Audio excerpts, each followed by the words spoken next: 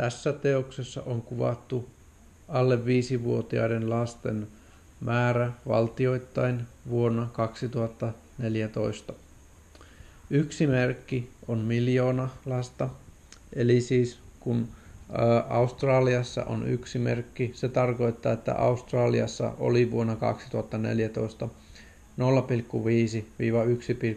miljoonaa lasta, alle 5-vuotiaista lasta. Sitten taas kun Etelä-Afrikassa on 5 merkkiä, se tarkoittaa sitä, että Etelä-Afrikassa oli vuonna 2014 4,5–5,5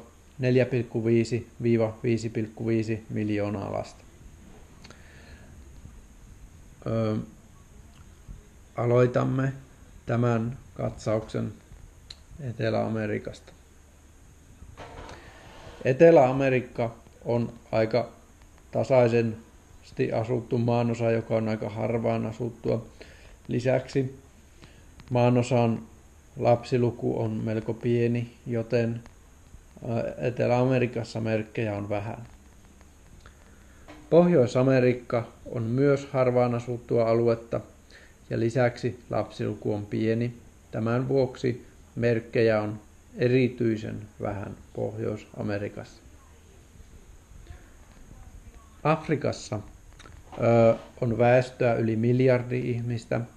Lisäksi monilla alueilla lapsiluku on 6 tai jopa enemmän. Tällaisia alueita on muun muassa Mali, Niger ja Nigeria.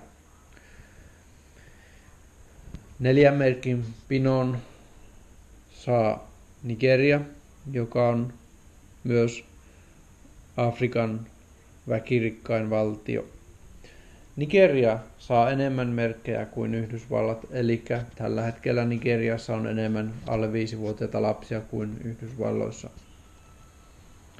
3 merkin pinon kerää Uganda, joka on myös tiheästi asuttu ja lapsirikas maa. Ugandassa 75% väestöstä on alle 30-vuotiaita. 2 pinon kasan keräävät Benin, Burkina Faso, Ghana, Malawi, Tansania, Burundi, Kenia, Etiopia sekä Egypti. Afrikassa on siis hyvin laajoilla alueilla korkea lapsitiheys. Sitten tulemme Eurooppaan. Eurooppa on tiheään asuttu, mutta lapsiluvun mataluudesta johtuen Euroopassa ei ole muuta kuin 1 merkin korkuisia alueita. Sitten saavumme Lähi-idään. Lähi-idässä on paikoitellen korkeakin lapsilukua ja Syyria kerää 2 merkin pinon. Sitten olemme Keski-Aasiassa.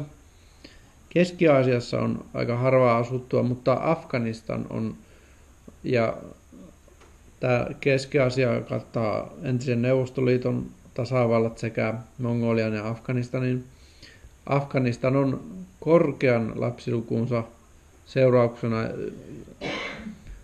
jopa 2 kertaa enemmän merkkejä kuin Saksassa. Eli siis 6 merkkiä on Afganistanissa ja Saksassa vain 3 merkkiä. Sitten saavumme Australian ja Oseanian. Australia ja Oseania on harvaan asuttua ja lapsiluvultaan pieni alue. Kaakkois-Aasiassa on korkea väentiheys. Lisäksi lapsiluku on semmoinen 2–3 hyvin laajoilla alueilla, joten 2 merkin pino on Vietnamissa ja 3 merkin ylletään tiheään asutuilla Filippiineillä. Etelä-Aasiassa eli Intian niemimaalla on äärimmäisen korkea väentiheys ja lisäksi lapsiluvut ovat yhä joillakin alueilla suhteellisen korkeita. Tämä johtaa siihen, että 2 merkin pino on Nepalissa Lisäksi Sri Lankassa 3 merkin pinoja on Pakistanissa. 4 merkin pinoon yletään Intiassa ja 6 merkin pinon Bangladeshissa. Bangladesh on siis maailman tiheimmin asuttua aluetta ja lisäksi alueella on syntyvyys vielä aivan kohtuullista. Itä-Aasiassa on paljon väestöä, mutta lapsimäärä on erittäin alhainen. Paikoitellen voidaan puhua maailman alhaisimmasta lapsiluvusta, joten Itä-Aasiassa on vain 1 merkin korkuista aluetta. Sitten Pohjois-Aasiassa on Siberia, jossa ei käytännössä asu juuri ketään ja myös lapsiluku on matala. Tulevaisuudessa planeetan talous tulee kehittymään siten, että yhä enemmän valtioiden talous on suurin piirtein saman suuruinen kuin maan väestö. Tämän seurauksena Nigeriasta on odotettavissa Aasian ulkopuolisen maailman johtava talous, josta tulee suurempi kuin esimerkiksi Venäjästä tai Yhdysvalloista. Tämä johtuu siitä, että Nigeria on tällä hetkellä korkean syntyvyyden aluetta, mutta tulevaisuudessa, kun lapsimäärät romahtavat naista kohden myös näillä köyhillä alueilla, se johtaa siihen, että Nigerian kaltaisessa valtiossa on tulevaisuudessa vähän vanhuksia, vähän lapsia ja paljon työvoimaa. Kun taas sitten mennään näihin nykyajan rikkaisiin maihin, esimerkiksi Japaniin. Japanissa on tulevaisuudessa paljon vanhuksia ja vähän työiässä olevaa väestöä sekä vähän lapsia myös.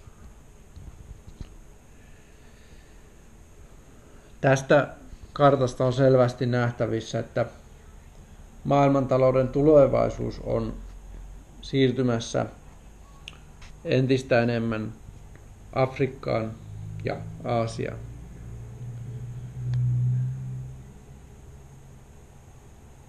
Eipä tähän sitten ole enää mitään lisättävää. Kiitos.